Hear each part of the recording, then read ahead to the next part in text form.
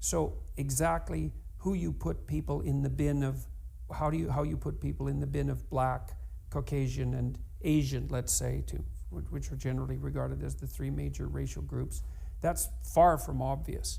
And so that's a basic scientific conundrum that's right at the bottom of the IQ problem. But if you use the typical groupings, you do get ethnic differences. And that starts to become extremely problematic, because the question then is why? And with the answer to that is we don't know. And some of them, like, so you think, well, the most commonly discussed ethnic difference is the propensity for people who are defined as Black, the way that Americans define Black, to perform more poorly on standardized tests. And so then the accusation is that the tests are somehow biased, or that there's socioeconomic factors.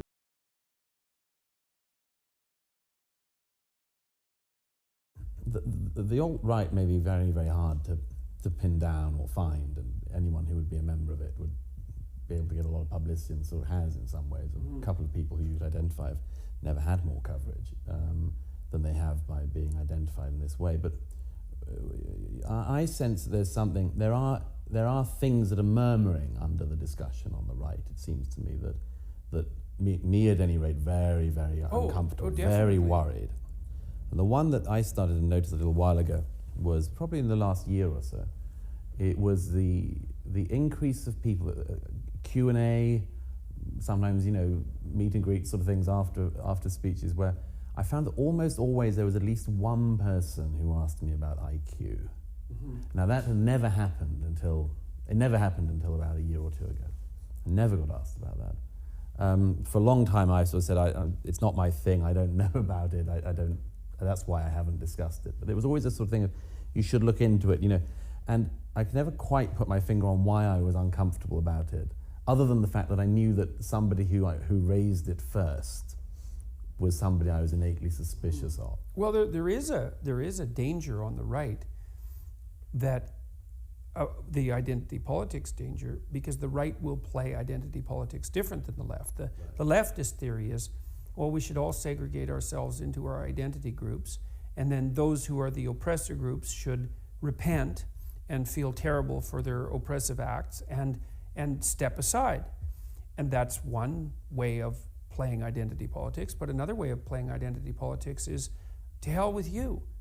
I will pick my identity group based on race or ethnicity, whatever it is that I feel most comfortable with, since that's the game, and then I'll play to win.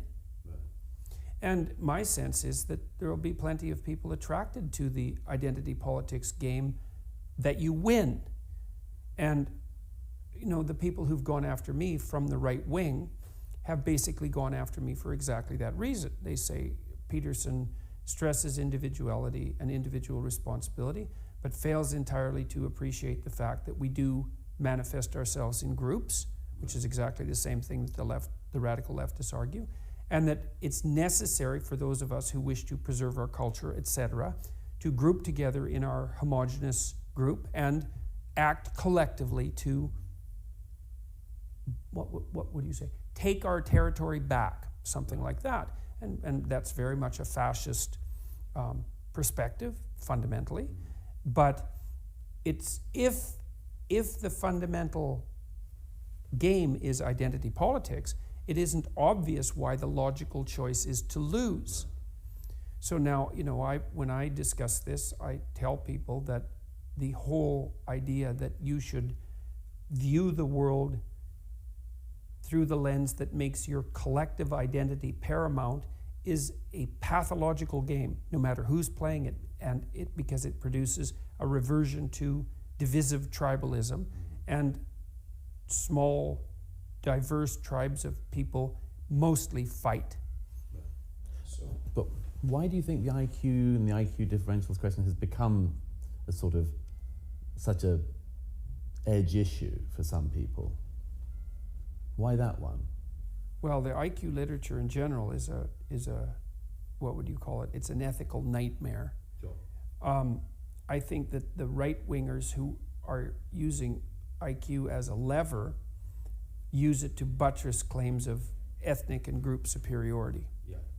And of course, that's partly why the left, the possibility that that might occur is partly why the left has objected to, we could say, IQ research since, well, probably for the last 30 years. It's interesting though, because when the IQ tests were first developed, they were developed in France, and then they were used in England for years by left-leaning parties to screen, and this was part of a conscious plan to produce upward social mobility, idea that you could objectively assess intellectual prowess, allowed the selection of, let's call them deserving poor, using the Victorian or the Edwardian terminology, that you could identify people who were of great intellectual promise amongst the working class and pull them up into the educated middle class or elite, and that would be of benefit to them and everyone else.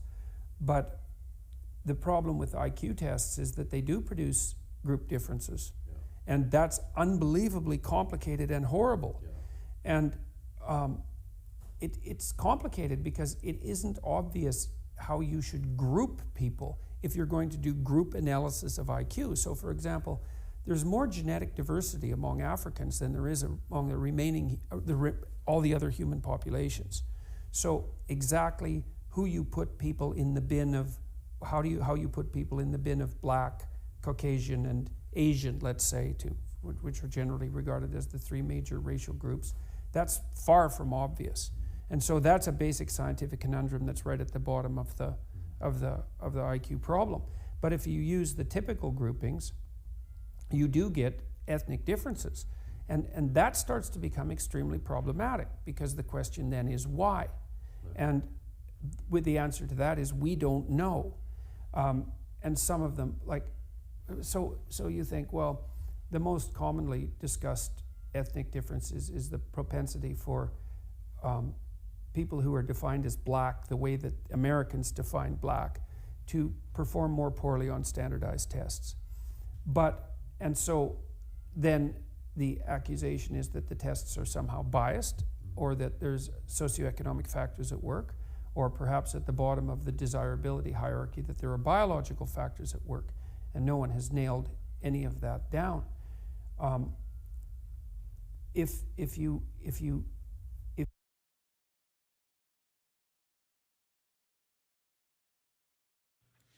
Well, just fascinating to hear Jordan Peterson, talk about IQ tests. And when you see Douglas Murray posing these questions, you can see that he's really thinking about how he's going to phrase the question, because he wants to make sure that his question doesn't come out to sound obviously racist or bigoted. And even if it doesn't sound that way, that the people on the left, those libtards, the leftists, the progressives,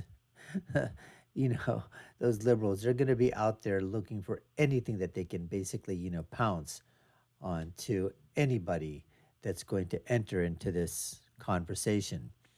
But one of the things that that Jordan was talking about is the fact that these standardized IQ tests, well, one of the things that the left has always been critical of is to say that because Blacks in America have performed on these standardized tests poorly, well, a lot of people will take that to mean when people say that the standardized test scores, are biased, or that they're prejudiced towards, people of color, to minorities.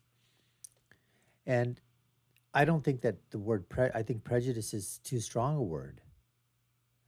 But the fact of the matter is that if you have children that are not at the same educational level because of a whole variety of factors, and I don't think it has anything to do with race or ethnicity or heritage or anything like that. I think it has to do with a bunch of environmental and socioeconomic factors. Because you could take a white child, a Black child, a brown child, whatever color, it doesn't really matter. That's how we take these things in terms when we group think. And we take children according to their race or demographics or ethnicity or whatever. If they didn't have a solid educational foundation from the beginning, or if they've been sheltered from what are societal norms and what everybody sort of takes for granted in terms of words and terminology and language and those kind of things, then I think that when you when you take these standardized tests, you are going to see huge differences. But that doesn't have anything to do with the intelligence of the person. It's just the fact of the matter. Like, for example, if I were to take a IQ test and it was based on Chinese, Chinese, I don't know, society, Chinese culture, Chinese history, I wouldn't do good in that at all unless I was well versed in Chinese history from the beginning. Same way, if a Chinese student is taking an IQ test and there are questions on that are basically, you would say, on American history, then the score comes out and you say, oh, the Chinese person didn't score well. Well, that was because his historical knowledge may not be as great as somebody else knowing American history. But now you take these tests where they do on mathematics. Well, mathematics is math, whether you're in America, you're in China, you're in Japan, you're here, you're there, all over the world. Math is math.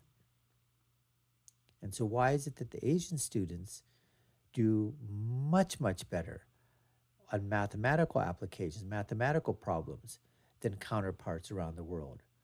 Or for that matter, Jewish people. Now, could there be a difference there in terms of that? That could be something. But then you could take a standardized test in the arts, in sciences, biology, physics, other types of things, and find differences as well. And when Jordan Peterson was talking about the egalitarian way in the old Victorian England, we're taking, people from the working class, the Pippi Longstocking effect, or the Pippi Longstocking phenomenon, as I like to call it, and giving these standardized tests to these people, and then finding out who was scoring at the top levels, the cream of the crop, so to speak, and then bringing up them into the middle class or upper middle class or the elites. Well, what were they doing? Giving them an educational. These students already were found that whatever aptitude tests they took allowed them to be weeded out, to be known for obviously a greater propensity of knowledge that they had, for them to rise to the cream of the crop in these standardized tests, and then to enhance that by introducing them to even more of what society has to offer. But again, that could be that slippery slope too, which is what Jordan Peterson and Douglas Murray are talking about. Anyways, let's get back to more of the interview between these two. And you're watching the Dr. Nasser Sheikh Show. I'm your host, Dr. Nasser, where this is what we have on tap for you folks. Let's get back to the interview right now. If you give that data credence, then it leaves you with the terrible question of what do you do about those differences and how do you conceptualize them? But it can also be used as a justification for a kind of racial hierarchy. Yeah. But then if you reverse it, you see the reverse problem emerging with the issue of Ashkenazi Jews, because they're overrepresented in most positions of competence, let's say, and authority. Radically overrepresented, especially at the top. And unless you're willing to posit something like IQ differential that will account for it, you have to come up with a conspiratorial theory. And so with IQ, this is the thing about IQ research, is that no matter how you interpret it, you're basically screwed. Yeah. And it's partly because the facts of the world don't necessarily line up with our a priori moral desires. Because what we would really like would be for there to be no important differences in important function across all the groups that people are put in or identify with. But it doesn't work out that way. One of the problems that I've been thinking about it for a while, it's such an edge issue, and it's, as I say, I sort of fear it coming in somehow to a much more mainstream position unless there's an attitude taken towards it. Obviously it seems that the left has been trying for a long time, and other people have, to just keep it away, as you say, since the bell curve at least, and for time before that, just keep it away as a discussion. It's obviously bubbling away, and so it seems to me you have to find some attitude towards it, other than well, the fundamental problem is that the best predictor of long-term life outcome is IQ.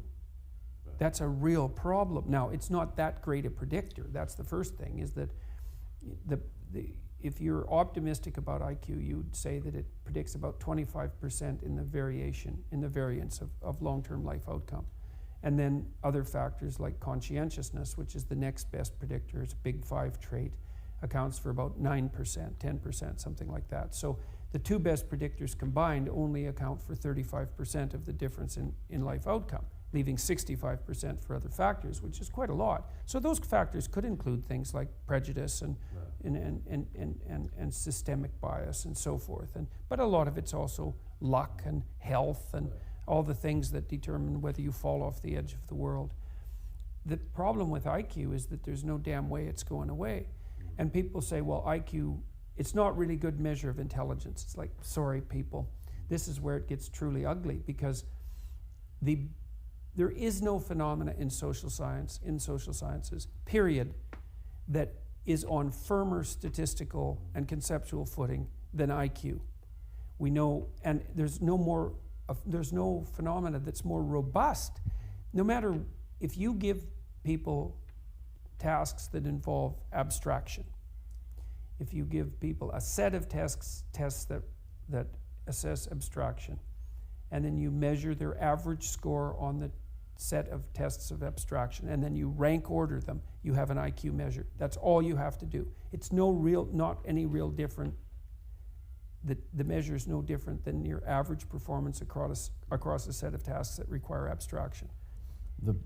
The problem, as I say, you sort of come back to each time, is the manner in which people want to use the data, or the ends to which they wish to sort of find it useful. And the first thing is obviously that this is, it would seem to me to be obviously becoming a way in which some people on the right are trying to come back with very ugly ideas and very ugly prejudices of their own. The second is that it strikes me that the overemphasis on IQ by some people, I'm not saying by everybody, I'm not saying to neglect the literature, but that the overemphasis, among other things, makes this error of thinking that intelligence, as it were, the only important trait in human beings. Well, I think the problem there is not exactly so much the definition of intelligence as the only important, what would you say, defining characteristic of human beings, but to conflate intelligence with value or moral virtue. Yeah, and worth. Right, yes, worth. That's the really pernicious element, is that there's an underlying assumption that if there are differences in people with regards to IQ, somehow there are differences in their worth. Yes. And there are differences in their economic worth, but that doesn't mean that there are differences in their intrinsic worth. And that's something that has to be very, very carefully laid out. The novelist Ian McEwan once said that all. And folks, that's really what it boils down to. To utilize IQ testing and to say that one group, because they test better, that their value is more, that their intrinsic worth is more, that their, that whatever it is, that they're sort of given a much better place in society just because of an IQ. Now, as Jordan pointed out, there is economic worth. There's no doubt about that. I mean, for example, somebody that's going to score well on an aptitude test, let's say, for whatever it is that you were testing for, you wouldn't give that job opportunity or whatever to somebody who tested very poorly on that. Let's say, for example, someone wants to do plumbing, and let's say you gave an IQ test for somebody in plumbing. Well, you wouldn't basically say, this guy scored well at the bottom of plumbing, but we're going to make him a plumber just because we need to do that to get enough plumbers from, both sides. We need to get some really smart plumbers and some really dumb plumbers. I mean, that may be a simplistic way of looking at it, but the fact of the matter is there is economic worth for people that score very high on aptitude tests. I mean, we see it all the time, jobs in terms of getting into the, better schools, all those things. So there's nothing, conceptually wrong with that. You study, you get the grades, you take the test, you score well, you get the fruits of your labor. But when you start messing around, as Douglas was sort of pointing out or intimating, that people on the far right, and I think it's a very small fringe. I don't think this is really going to go anywhere. I think Douglas is making a little bit too much of it, but you know what? He's been right on so many other things. So, it depends upon how much from the right, the far right, the alt right, and then you got to identify who those people are. I mean, how many are there in the world? 5 or 6? Count them. I mean, whenever you have a far right or alt right group that basically comes together, you've got 100 reporters and 2 or 3 guys with a couple of signs that say white power. That's about it. Anyways, folks, we appreciate you taking the time to watch. You've been watching the Dr. Nasser Sheikh Show. I've been your host. My name is Dr. Nasser. If you haven't done so already, we'd love for you to subscribe to the channel, like, share, and follow us. You know what to do. Take a look at our other video links above and below. My final thought, when you're right, you're right. And when you're left, you're wrong. Until next time, folks, take care and stay safe.